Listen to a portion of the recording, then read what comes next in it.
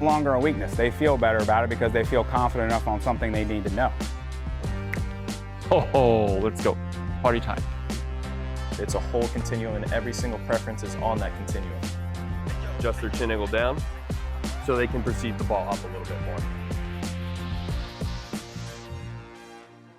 All right, welcome back to another episode of MPE Pod. We're here today with a special guest, Tommy Gardiner, assistant coach at the University of Maryland. Tom played at the University of Maryland from 2018 to 2021, helped the Terps back to a regional in 2021 as well.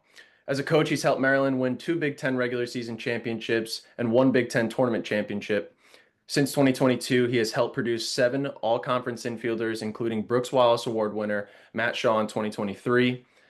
Tommy also has played a major role in Maryland's offensive development and was the first coach outside of Coach Swope to incorporate motor preferences into his daily practice. Welcome to the show, Tommy Gardiner. Tom, appreciate you coming on, man. Come on now, go Terps. I'm super excited to be on here with you guys and talking some shop, talking some baseball. Absolutely. We'll catch up a little bit first. How's the season going so far? It's good. Just came back from a good trip down to Louisiana Lafayette. Faced a really well-coached team. Coach Deggs over there, he does a really good job with that offense. And also defensively, they were really sharp. So to be able to play in that type of environment early in the season, with that type of offensive system that they run, really trying to apply pressures on the base pass, try to speed up the defense, along with that crowd. The crowd there was electric. It was a really good opportunity for our guys to learn. And then coming back, we had a game on Tuesday, got a nice little bounce back dub. So looking forward to seeing how the guys respond and continue to compete this weekend against Wagner. Yeah, absolutely. What do you like about the team most so far?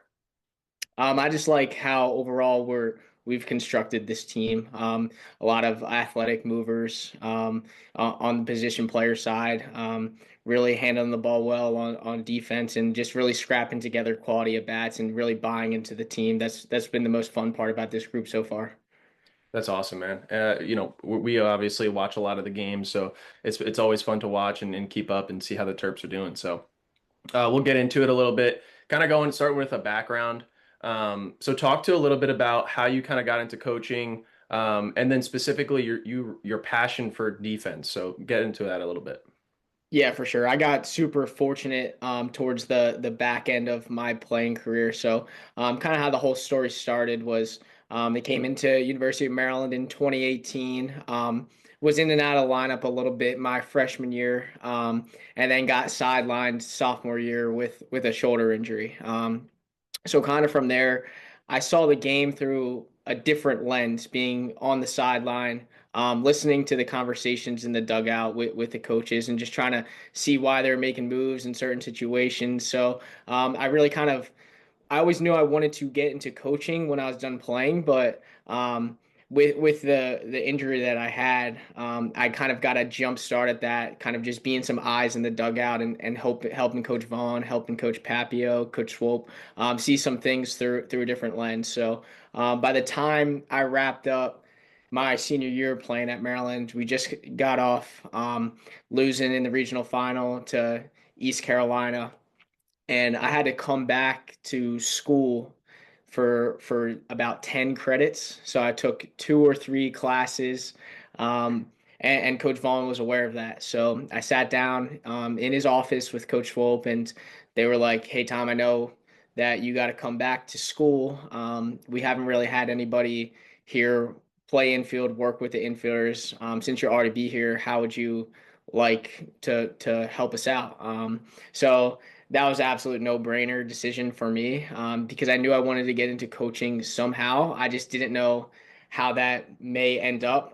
But luckily enough, me not graduating on time became out to be my biggest blessing, because I got a head start, being able to work with 2 really, really good people who are head coaches, Coach Vaughn down at Bama right now, and obviously Coach Swope, who I work with every day, and being able to kind of learn from them the other side of baseball outside of playing, because as a player, all you know is what you know day to day. But all of the other stuff outside of practice, what really makes being a college baseball coach more difficult when it comes to the hour restrictions, everything with compliance. It's not just we roll out there and are able to just hit ground balls and work with players all day. There's a lot of stuff that happens on the outside, so being able to learn that right away was really fun. And when it comes to my love for infield, honestly, it's just how I was able to get on the field as a player. Early on, um, my freshman year, my ability to play multiple positions kind of was my role. I would go in, be a defensive replacement really early as a freshman, and then that kind of morphed throughout my career, being able to play third, being able to play second, play short. Got me opportunities on the field and got me in the lineup. So I've always had a lot of passion for that because that's where I felt more comfortable than going in there trying to face ride with a power slider. I tended to struggle with some big time velo once guys started to make those jumps. So defense was my kind of place to relax and try to steal some hits from other people. So I kind of was always really passionate about that, and then being able to kind of learn from the guys who were in the program before me. Like AJ Lee was a big time mentor for me, and he went on to play a few years of professional baseball, and having him come back, and then while I was at Maryland, being able to play alongside with Matt Shaw, Ben Cowles, two guys, Shaw, who's an everyday big leaguer right now, and Ben Cowles, who's right knocking on the footsteps of the bigs. He's one call away. Being able to play with those guys and work with them every day is what made that really fun. So that's kind of how I dove into the defensive side, just because of opportunity and being able to get out on the field. Yeah, 100%. I think, a really cool point that you made is learning from the guys that are before you, like an AJ Lee, and really paying homage to those who carved the path of, not only what Maryland is and Dirty Terp baseball is, and all three of us actually really got to experience that at a very, very high level, which I know we're all super grateful for. But, in any program, learning from those who are there when you're already there, and taking, the game and seeing it through a different lens, and taking advantage of that time when, you can get hurt and kind of just sulk and kind of get removed from the team. But, there's opportunities, when you get to college for a lot of players out there, to, whether it's your freshman year and you don't play that much, or it's an injury that sidelines you, to really, step up your game from an IQ standpoint, so that when you're in those situations, you really, really start to learn, what you would do, and you can get that experience without exactly playing right away, which is really, really cool. Something we do on our podcast, motor preferences is such a, different and unique language that, we've started to bring to light, and you've been, there from the jump. But we wanted to ask you, what is your definition of motor preferences when people ask you, whether it's a recruit, parents, maybe it's your family, like, what the heck are you guys doing over there? Like, how do you define motor preferences? Yeah, that's a great question. So honestly, the way I describe it is the way that your body was intended to move, and what is going to come most naturally for you. So when I'm sitting down with a recruit, a lot of the times in high school, a player's 90 to 95% in profile. Definitely the types of players that we're trying to recruit into our program. But the biggest piece of information is for them to understand we know exactly why you're moving the way that you're moving, and the way that you're having success right now is because you're moving without having been taught anything wrong.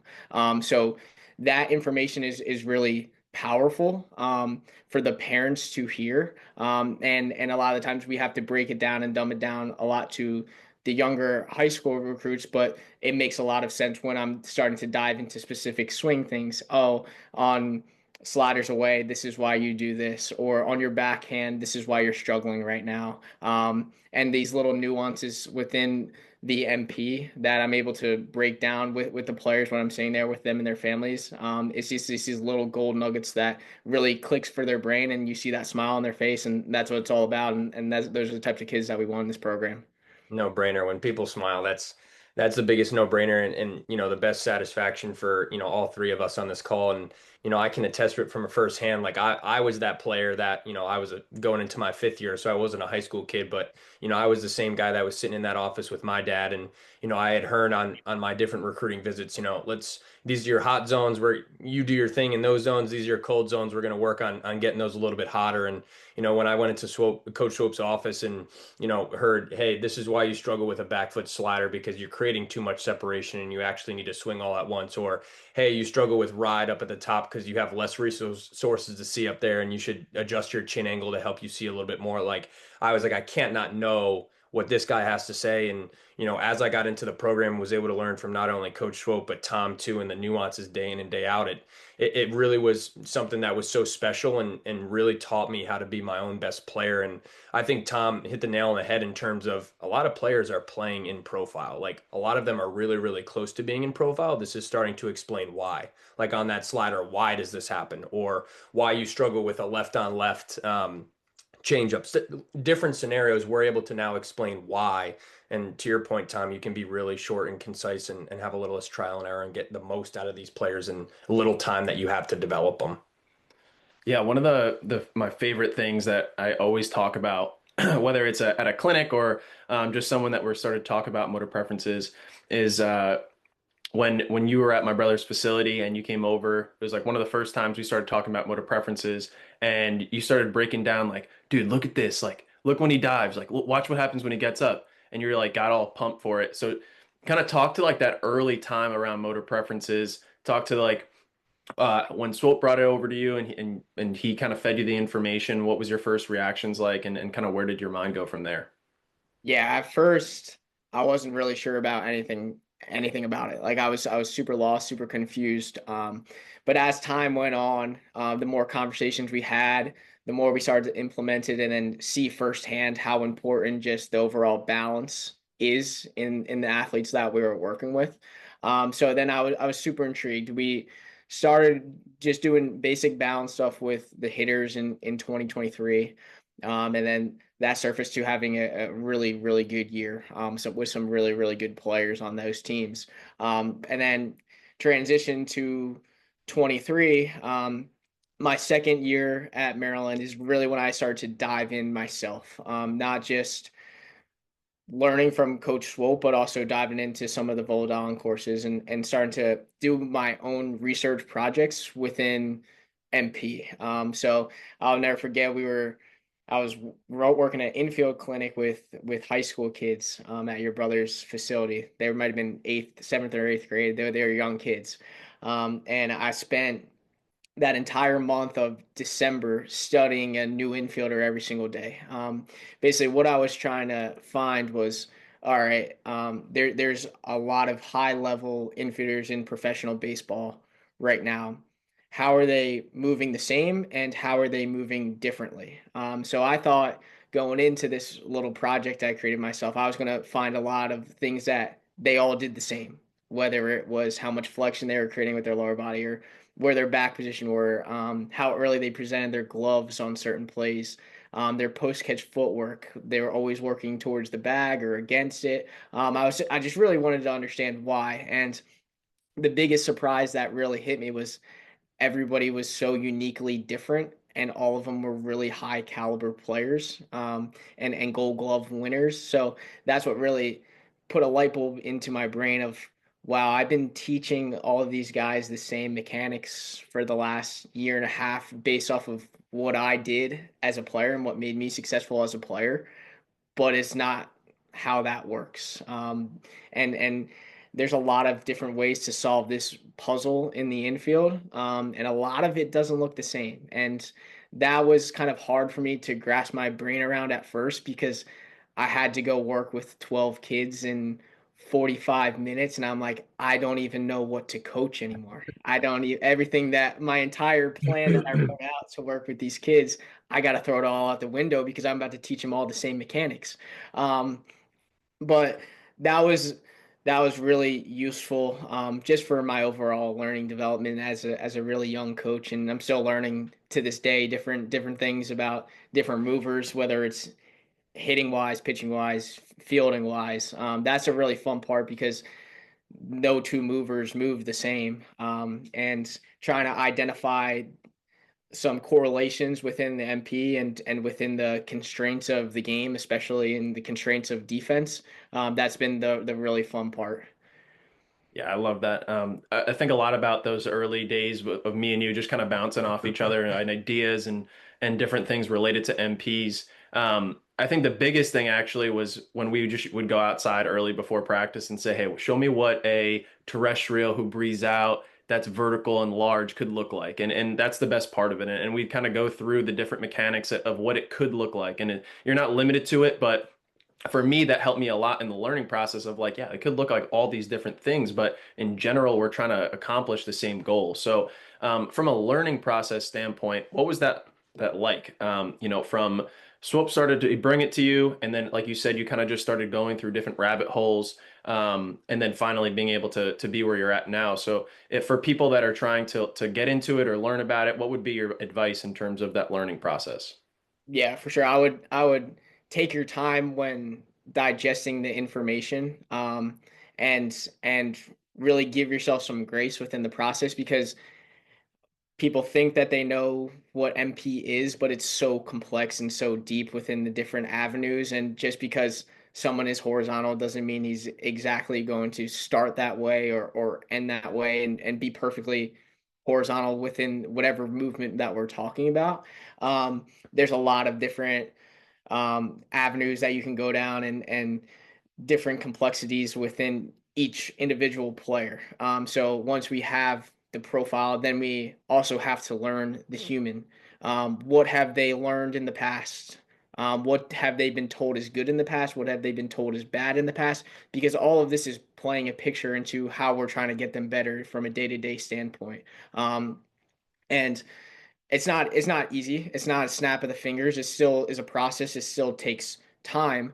But having the knowledge and the information to back up, we're doing this drill because of X, Y, Z.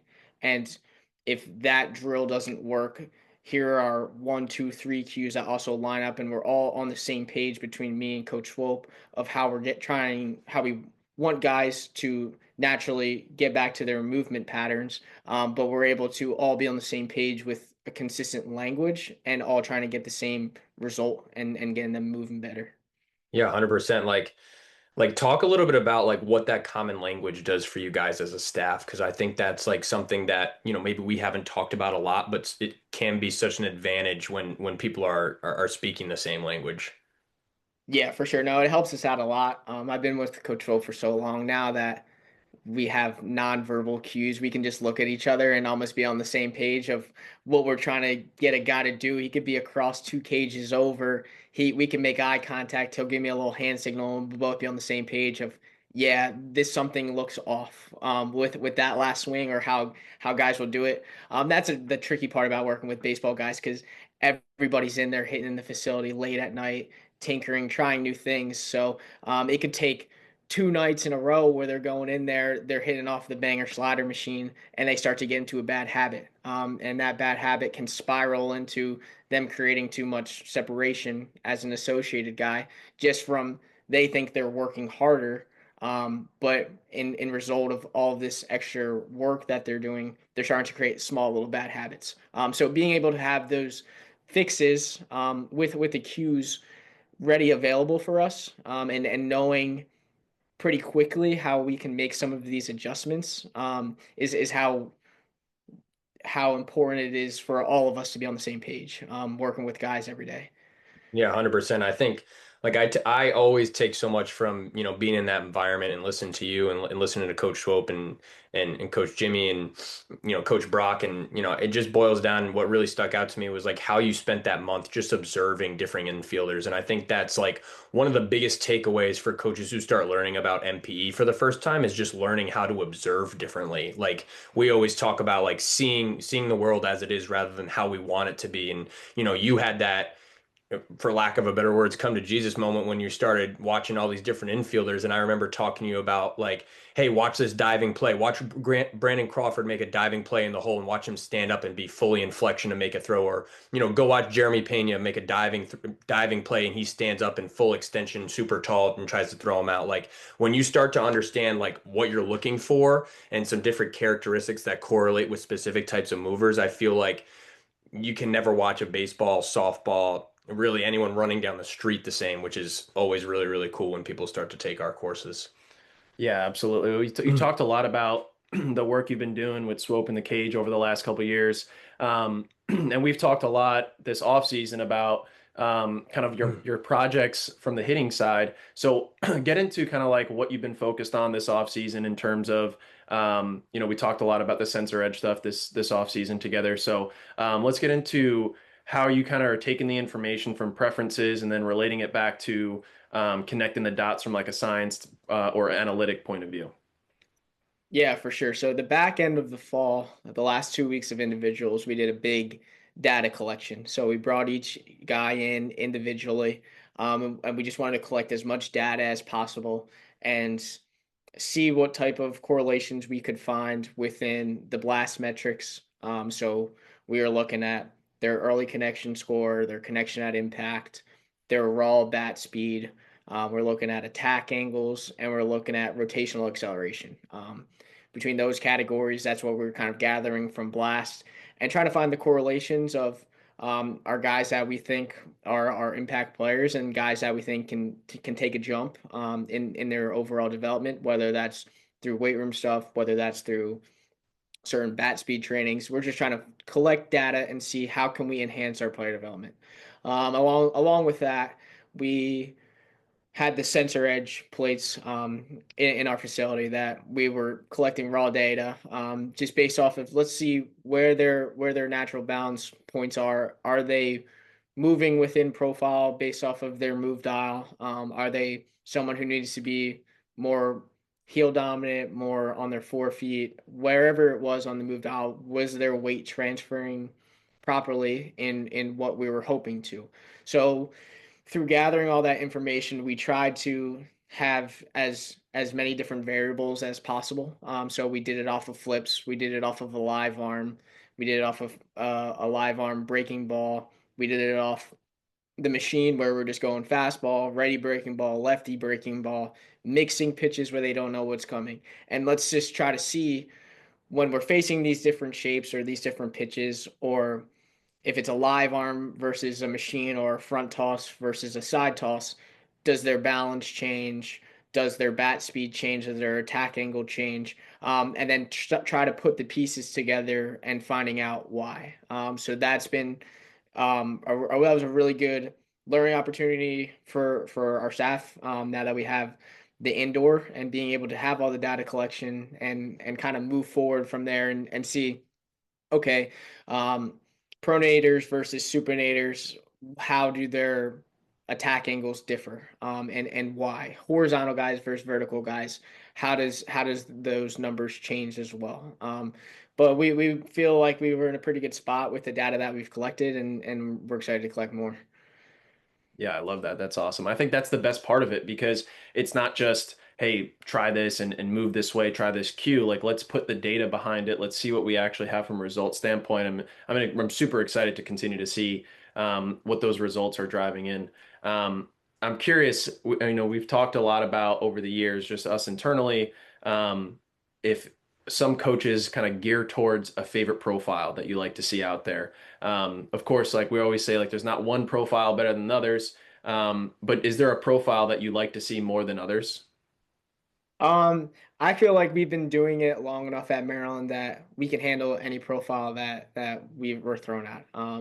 Obviously within that, it's starting to become a trend of what player and what type of profile that we're going after. And it's kind of depending on positions.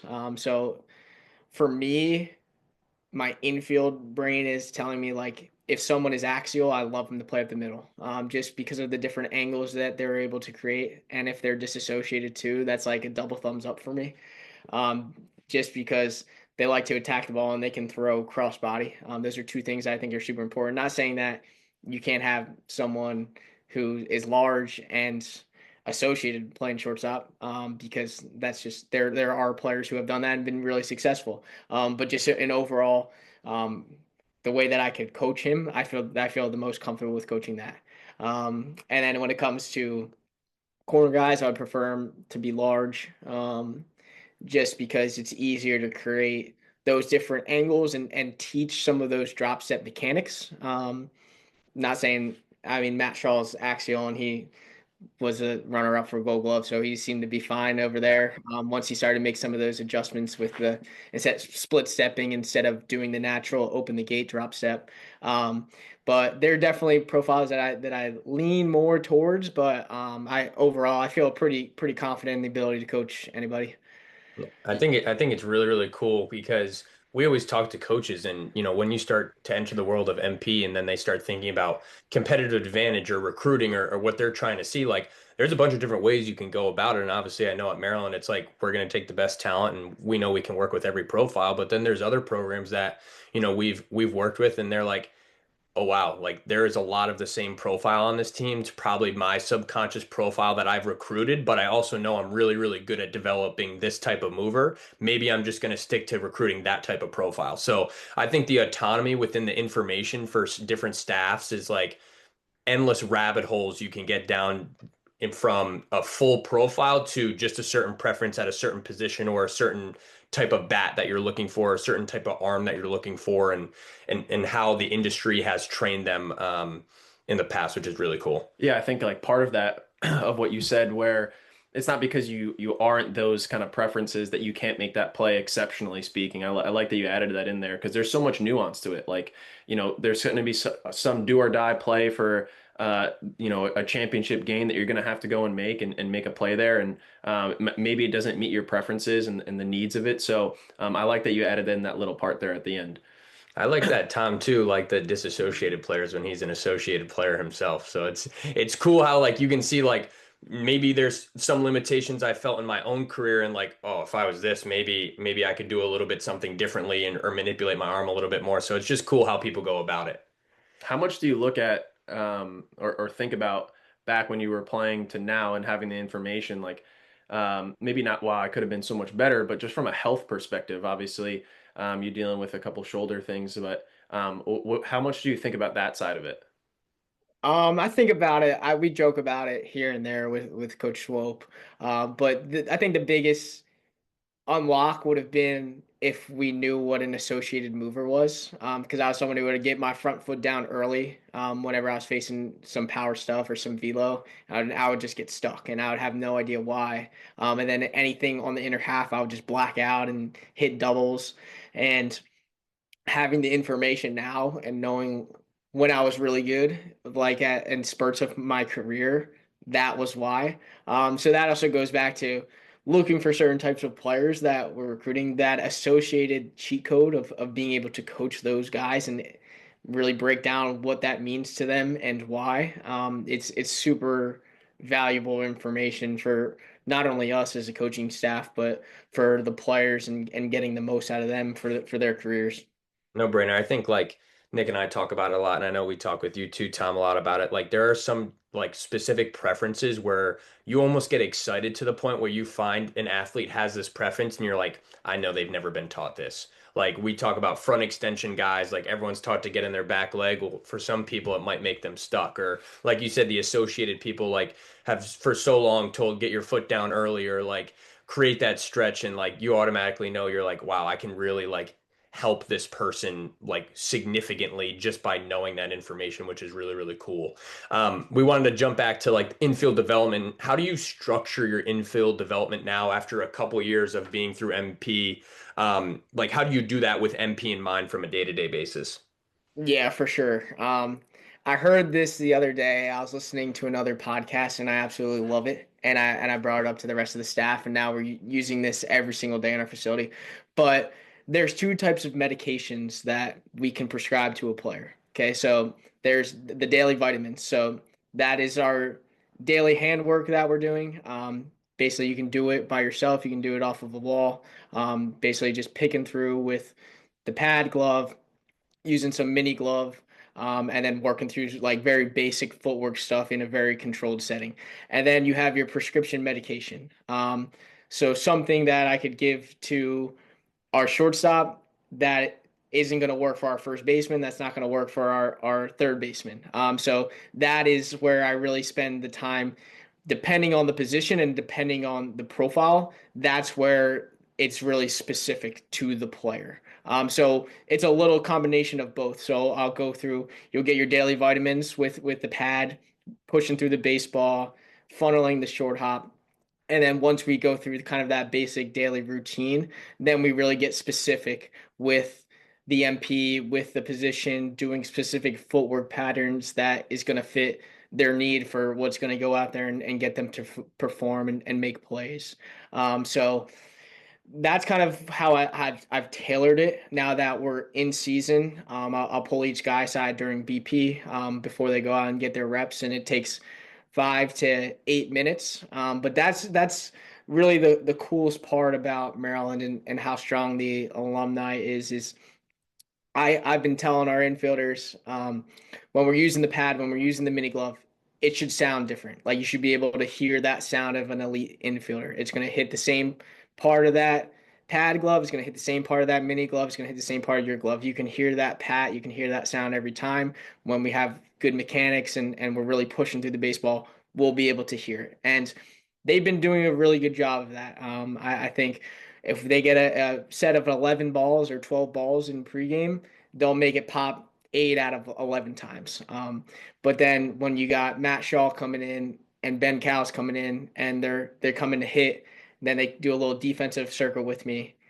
And I got my third baseman, my shortstop, my second baseman coming up to me, and they're like, wow, it pops every single time, and their pop is louder than mine, and his pop is louder than mine. And I'm like, yep, this is what I'm telling you, fellas. Like, it's a daily process to get better defensively. It's not this magic pill that we can take and do it once. These guys do it for 162 days in the season. They've been doing it for 5 to 6 years straight of the same basic daily medication that we're getting, those daily vitamins, and then they have their prescription, whether they're playing short, second, or third that night.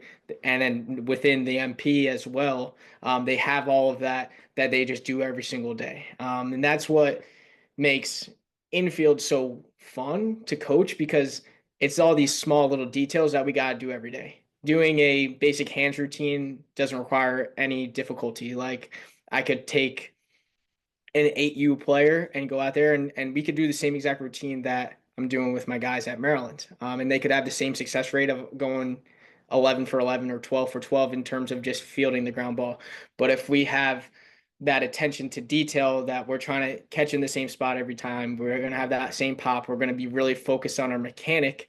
That's how you really get better over time. And defensively, there's not really a way to kind of figure out that you're getting better quick. It's not like pitching or hitting where you can try some new mechanics, you can try a new routine to get more in profile, and bang, you go up 2 miles an hour, bang, you go up 3 miles an hour, you're spinning the slider better, you're throwing more strikes, you're recovering better.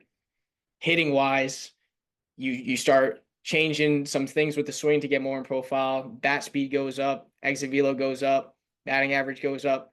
But defensively, you can't really tell if you're getting better or not. You have the fielding percentage, which is okay, but it's not really, it doesn't really tell the whole story, because you can get penalized for having more range with the overall raw fielding percentage. But also you could just not get the ball.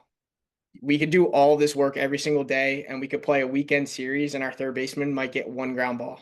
That's just the luck of fielding. So you have no idea of how to actually quantify you're getting better. So that's why it's super important to have these daily routines and them to understand why within the MP of, hey, why does you guys are doing the same daily vitamins, but you look like this and you look like that. And it's super powerful as a coach to be able to say, hey, your butt's higher, your butt's lower because of this.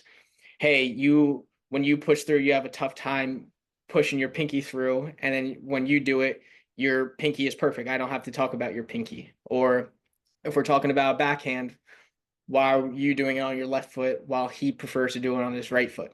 And I think it's important to have a lot of tools in your tool bed as an infielder. But at the end of the day, it's a pretty simple game. Let's pick up the ball and throw it to first before the guy touches first and get as many outs as we can.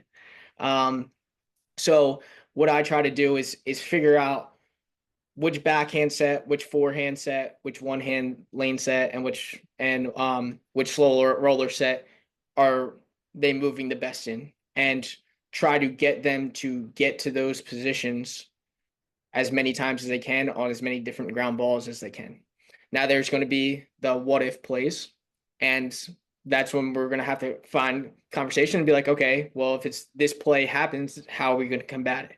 And being able to have the freedom of them knowing how they need to be moving on the routine play shouldn't really differ from how we're moving on the extreme play, and having that comfort as an infielder. Dude, you dropped some little nuggets there in terms of the nuance that we'll have to dive into a little bit. For the first thing you mentioned was the footwork, the differences that you might see. Talked in general, what you might see between the footwork of a terrestrial compared to the footwork of an aerial. And then you also mentioned the pinky. Like you kind of just slid that right in there real quick. So talk to the pinky. Let's go maybe a couple things, like 3 things that you're looking for from an infielder, depending on the preference, of course. But in general, maybe aerial terrestrial footwork, and then talk to like that pronation supination cue as well. Okay. So we'll just start with some footwork things on just how I really cue it. So for guys who are terrestrial, post catch footwork, I want them to really cut down the distance to first base. So with a terrestrial mover, I can get super mechanical with the way that I'm teaching them and go really slow. That's how I've had the most success with most of the terrestrial guys I'm coaching, where it's a lot of dry reps, just me rolling ground balls, and we're working through basic footwork drills, but they can go really slow through the drills and really gaining ground and shuffling and driving off the ground to cut down the distance to first base. Versus an aerial guy, they want to move faster throughout the drills. I haven't really been around too many aerials that would prefer to do and love doing rolled ground ball drills. They want to go into some type of fungo movement or off of the red little heater machine just to add a little bit of difficulty, which is good because I want them to train more in tempo. I want them to train more upbeat, fast, and be a tick more aggressive. So for them, post catch, I always equate it to Peyton Manning sitting back in the pocket and just how he has super active feet. He's not really moving anywhere, but he's just scanning the field side to side. Post catch, that's how I try to teach the aerials to move, is more shorter steps, bouncier, and we're trying to gain momentum towards first base, but not really gaining ground. So they might only go half the distance, but as long as their body is on time with their hands and feet, we can collect a lot of outs that way. So those are kind of the 2 basic things that I'll talk about with footwork, just on routine ground balls. And then just diving into some specific things with hands. I'm still trying to figure out the differences between pronation and supination when it comes to how they're breaking in their gloves. That's one of the things that I really want to dive into, is why some guys break in their gloves the way that they do, whether it's just a traditional baseball thing of now a lot of young infielders are just, everyone's going straight to 2 fingers in the pinkies and then sliding everything down one, versus traditional hand in glove naturally. So that's kind of my next project that I'm going to be working on. But what I've seen so far is when it comes to supination cues, on the backhand for supinators, they're really going to want to turn their glove down over, so pinky down after catch. We still got to push through, have really good mechanics there. But now on their way back, I really teach them to supinate back towards the center of their body. And for pronators, they're really pushing through, and I give more thumb dominant cues with the pronators. And then just how they're transferring it to the body is more thumb up rather than or thumb down rather than pinky up. And then same thing applies for the forehands. For supinators, they'll go pinky through more to really create length and hold our direction on some of those in between hops for the forehands. And then pronators tend to want to kind of turn their thumb down and kind of roll their wrists a little bit on those forehands. So kind of overemphasizing just palm up on those plays. So there's a lot of different things. Some of the cues work better.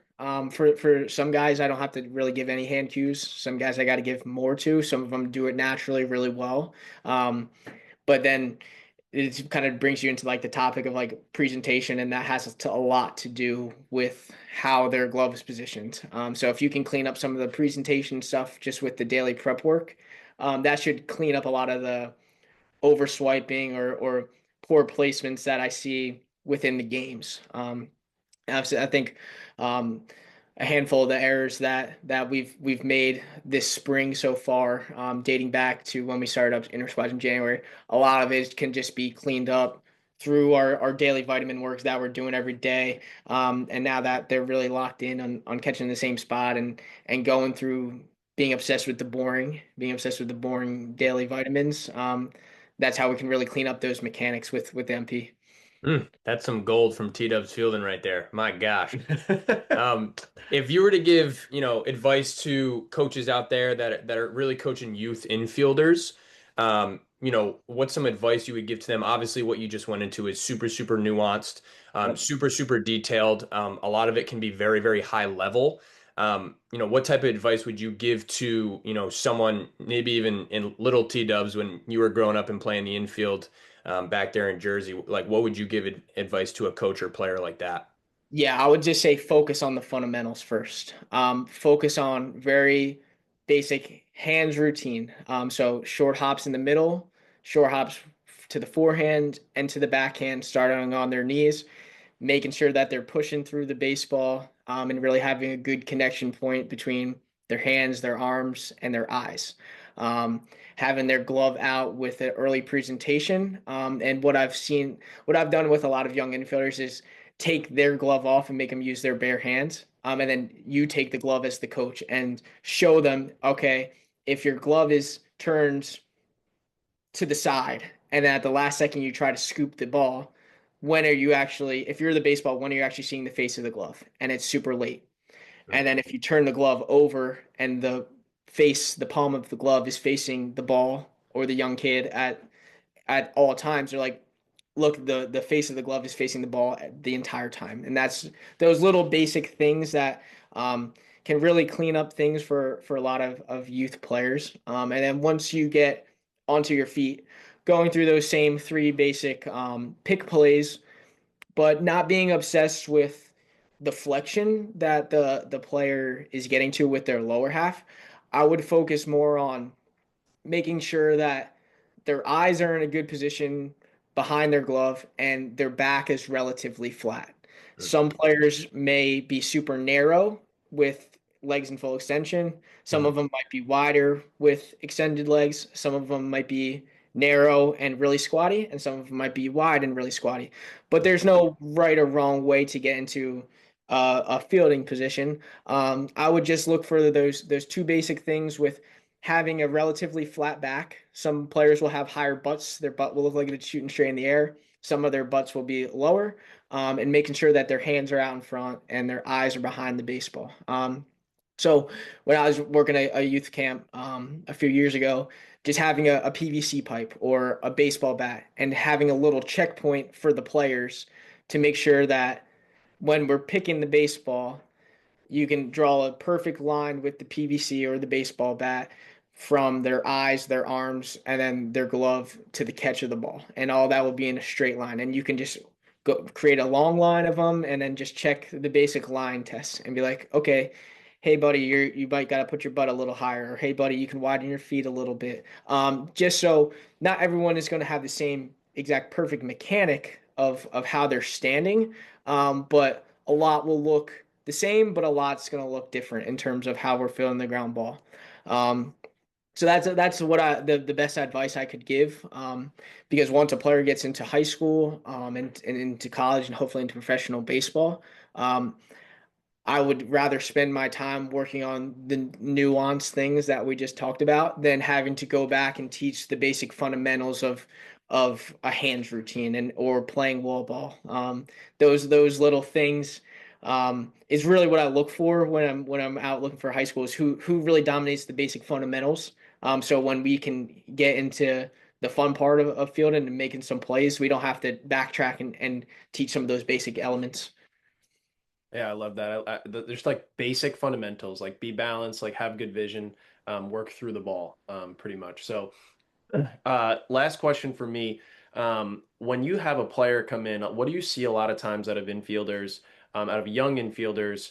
What do you see a lot in terms of maybe something they end up doing that's good, something they end up doing that's maybe bad? But what do you see mostly when you get freshmen on campus for the first time from a defensive perspective? Yep. So the first day that I am able to work with the infielders, I just go over basic positioning. This is where we're playing when we have a straight up hitter. This is where we're playing in slight pull. This is when we're playing in an oppo shift. This is where we're going to play with the infield in. Because you're never really taught that. You're never really taught, hey, exactly where is the shortstop supposed to stand? So going through position to position and saying this is where we're playing in certain situations, that is the one thing because going out as a kid, you're told to go play shortstop, you just go run out, and you relatively end up in the same spot. But with this game that we play and how it comes down to all these small little details and inches between winning and losing, this is some low hanging fruit that I can go over at the start of the fall with the guys of this is exactly where we're standing and when. So that between that, and then in terms of overall fielding, I see a lot of guys playing hyper fast, too fast. So when we're going off of fungos off of the watch, I try to get it. The best runners will go between a 4.0 and a 4.2. That's where we're trying to collect the ball. And these guys are coming in and they're getting the ball over to first base in 3.6, 3.7. So just having them understand the basic clock of baseball, college baseball and professional baseball, and understanding how fast or how slow we need to get the ball over there. There's a lot of constraints within that, how hard the ball is hit, where the ball is hit, how fast the runner is, how slow the runner is, which is going to dictate some small little details within our angles and how we're getting to the ball and if we're going to one step or two step through the ground ball. But just having them be aware of where their clock is. But that is like the two things that I think is like really important for young infielders to kind of go through is just that first day you're on the watch. You have no, at least that's how I was as a player, and that's how I've seen players over time step in. They don't really have a feel of where the clock is, where the runner is. They just go run after ball, throw it to first. 100%, 100%. This unit, this team, this 2026 Terps team, where have you seen from a cohesive unit standpoint take the biggest strides defensively so far in the fall and then early into the season? Yeah, I think it started with the communication. A lot of them have really good baseline of fundamentals and playmaking ability. But what I stressed to them was just the overall communication. And when we're on the field, we are the athletes. We are the ones that have to make the plays. So not making any excuses for making a mistake or letting things spiral. We are the athletes. We need to go out there and make plays and save runs. So just based off of the way that we train, I like to train them really fast. I'm a huge, you guys know I love football and I love up-tempo offense. Chip Kelly, Oregon offense. Well, Yeah, listen, you're talking about Peyton Manning. You could be Mariota. talking about Brady. I just love that up-tempo style of offense, and that's how I want my defense to play. Is super fast, super aggressive, fearless of making mistakes. So when we're going through our individual defense session, once we get to the live fungo, I like to go really fast. And I like them to try to make plays. And if you make an error or you kick one or you're throwing away, where the entire infield is screaming next play.